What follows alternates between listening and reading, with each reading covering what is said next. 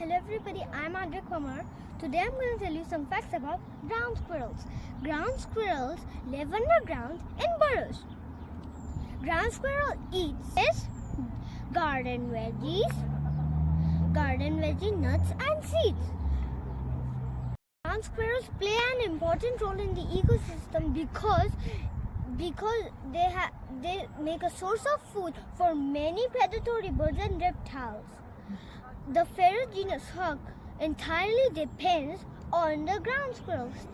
And save animals and save ecosystem. Bye bye.